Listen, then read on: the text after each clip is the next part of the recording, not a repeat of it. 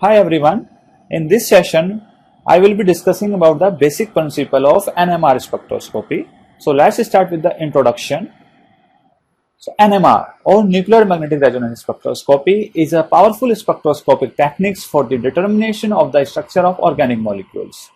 To find the structure of organic molecules, we study a wide variety of nuclei such as proton, carbon, fluorine and phosphorus. The most common types of NMR are proton and carbon NMR. In proton NMR, we use to determine the number of chemically non-equivalent protons and their arrangement in the molecules.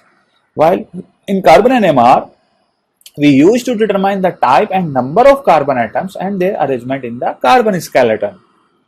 The source of energy in NMR we use is radio wave, obviously which have long wavelength and low energy. When low energy radio wave interact with a molecule, they can change the nuclear spin of the nucleus, which we are going to investigate. So now we will see what is nuclear spin. So when a charged particle spins on its axis, it creates a magnetic field and it acts like a tiny bar magnet.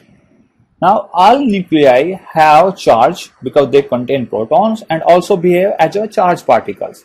If they spin, a spinning charge generate a magnetic dipole. So this is a spinning nucleus which is generating a magnetic dipole and this is associated with a magnetic field. Now this generated nuclear magnetic dipole can be characterized by a nuclear magnetic spin quantum number I, and this I can take value like 0, 1 by 2, 1, 3 by 2, etc. means 0, integer, half integer.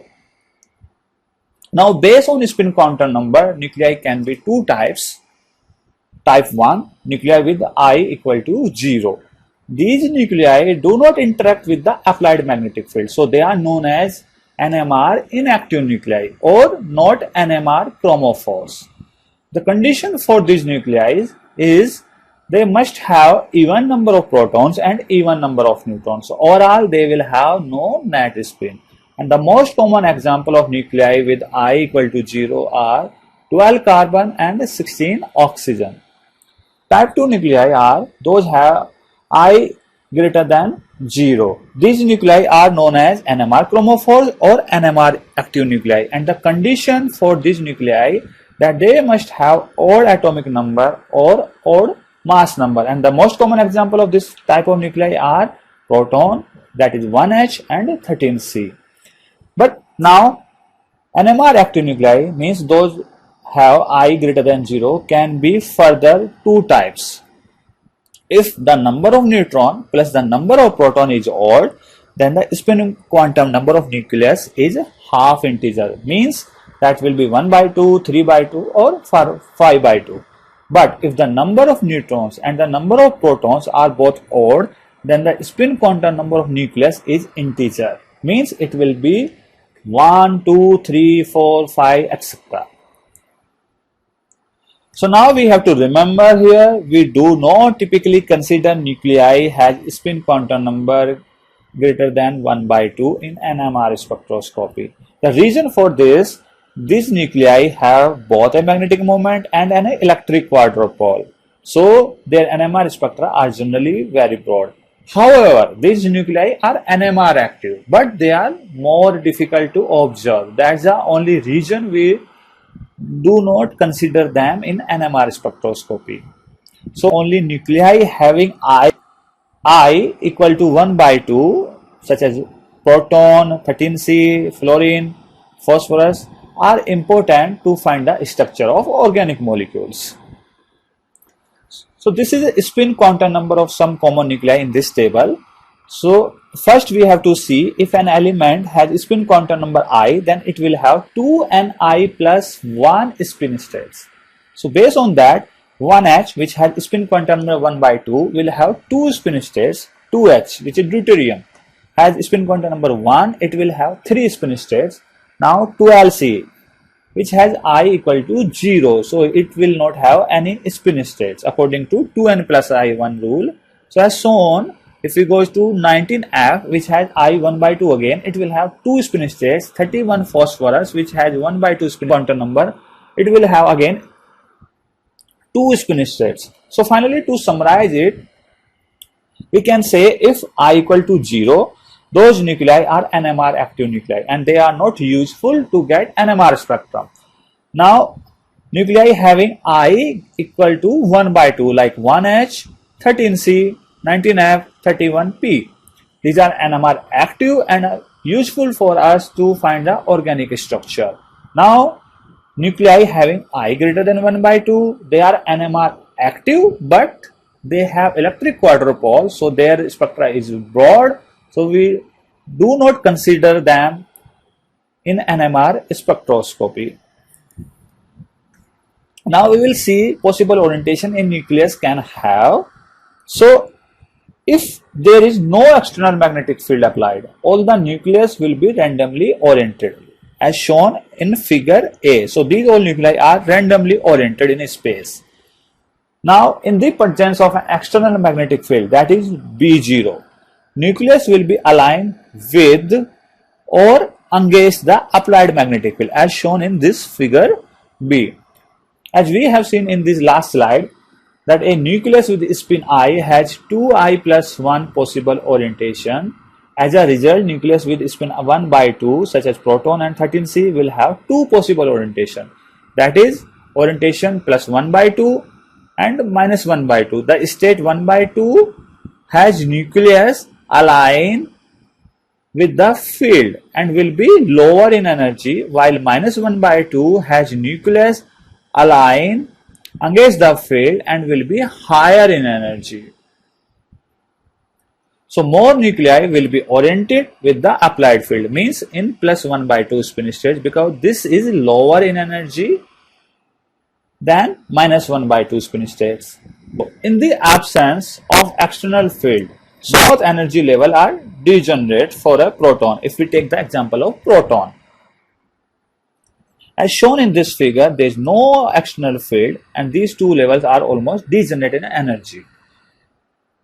But in the presence of a magnetic field, there are two spin states for a proton, like plus 1 by 2 spin states, minus 1 by 2 spin states, plus 1 by 2 in the same direction of the applied field and minus 1 by 2 in the against of the applied field, which is higher in energy, and plus 1 by 2 is the lower in energy. The energy difference between these two spin states, that's plus 1 by 2 and minus 1 by 2, is very, very small, and it is corresponds to the low frequency RF region of the electromagnetic radiation. Now, when an external RF energy source that match the energy difference between these two states is applied, energy is absorbed and causing the nucleus to flip from one spin state to another spin state, that is from plus 1 by 2 to minus 1 by 2. So now we will see what is resonance. So when a nucleus aligned with the applied magnetic field B0 as shown in this figure, that is oriented in lower spin states plus 1 by 2, can change its spin state to higher energy spin states after absorbing RF radiation frequency, like in this way. It will absorb the energy and it will flip its spin states. Now it will lose the energy and will come back to lower energy state, that is plus 1 by 2, and this phenomena is known as resonance, and the energy emitted we use to get the NMR spectrum. So first there is a transition upward, then it loses the energy, come back to ground state, and this complete cycle is known as resonance. Again we have to note it, as applied magnetic field increases, the gap between energy state increases. Means if we applied 1 Tesla magnetic field, we need 42.6 megahertz energy for proton to get resonate. If we apply 1.41 Tesla magnetic field, we need 60 megahertz energy. If we apply 2.35 Tesla magnetic field, we need 100 megahertz energy for proton to get resonance. So based on that, we can say the energy difference between the spin state increases as the strength of the applied magnetic field increases. Means delta E equal to B0, where B0 is applied magnetic field and delta E is the energy gap between two spin states. Now, the energy difference between the spin state also depends on the particular nucleus involved. Means you are investigating hydrogen, carbon, oxygen, etc. Because all nucleus has a different ratio of magnetic moment to angular momentum. And because each nucleus has different charge and mass, that's why it has different ratio of magnetic moment to angular momentum. And the ratio of magnetic moment to angular momentum is called the magnetogyric ratio. And it is constant for each nucleus. Means every nucleus will have its particular magnetogyric ratio. So we can say now the gap between energy state will depend on magnetogyric ratio as well as applied magnetic field. Because delta is also equal to h nu, so we can equal both the terms, that F gamma B0 equal to h nu. Now further, the angular momentum of the nucleus is quantized in units of h upon 2 pi. So the following equation will be as delta E equal to h upon 2 pi gamma B0 and equal to h nu. Now solving this equation for the frequency of the absorbed energy, we can say nu equal to gamma upon 2 pi B0, means the frequency or resonance energy depends on magnetogyric ratio of the nucleus and the applied magnetic field B0. So in other words, the stronger the magnetic field and higher the magnetogyric ratio, the larger the energy difference between these two spin states, and the higher the energy required for the resonance between plus 1 by 2 and minus 1 by 2 spin states. So here in this table, we can see field strength and radio frequency at which 1s and 13c nuclei have resonance. So 1H, which has a 99.9% natural abundance, require 42.6 megahertz energy in the field of 1 Tesla, because it has magnetogyric ratio 267.53. At 1.41 Tesla field, it requires 60 megahertz energy. At 4.70 Tesla field, it requires 200 megahertz energy. But magnetogyric ratio is constant, so it will be 267.53. So as we increasing the applied magnetic field, the resonance energy increasing. But now move to 13C, which has natural abundance only 1.1%.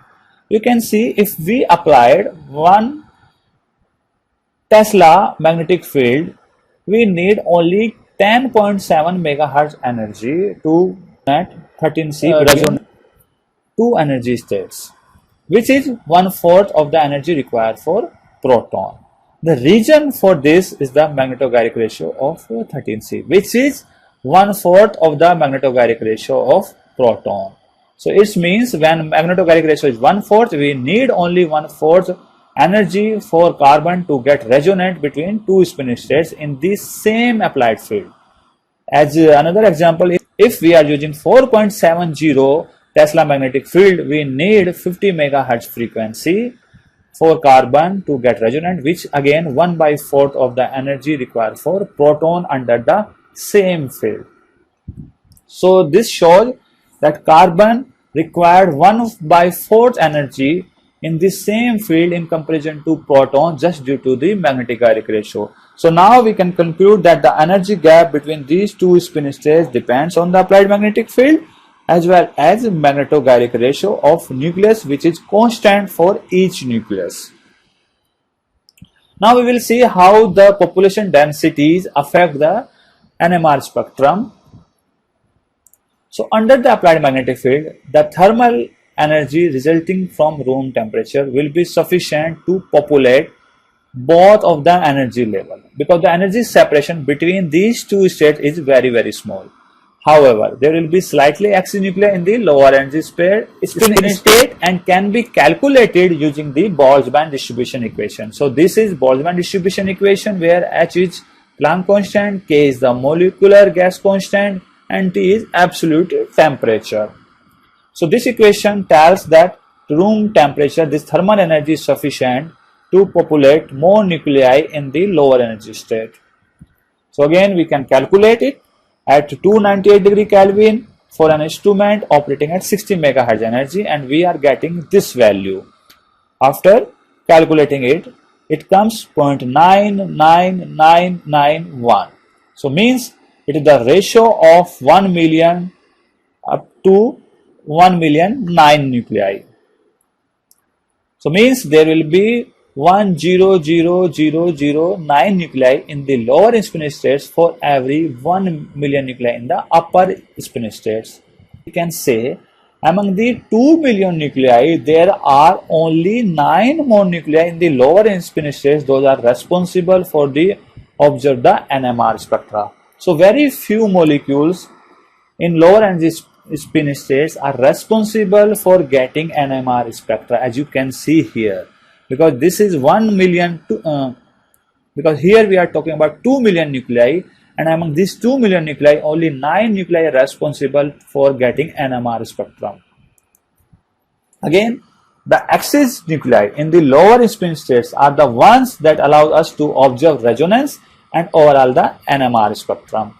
So as you can see in this figure, this only extra 2 nuclei will be responsible to get the NMR spectrum in this condition. But there is not only transition from lower spin states to higher energy state. From higher energy state to lower energy state means downward transition, means in this way. So because if the population of the upper and lower spin states become exactly equal like this, there will be no transition. As a result, no net signal will be observed. This situation, when the population of the upper and lower states become exactly equal, is called saturation. We must be very careful to avoid the situation of saturation when performing an NMR experiment, because saturation may occur quickly if the power of the radio frequency signal is too high. So we have to avoid it, because nuclei should get time to come back in the situation of saturation, like in this way. So finally, I would like to acknowledge these books for this presentation, and thank you very much and have a very nice day.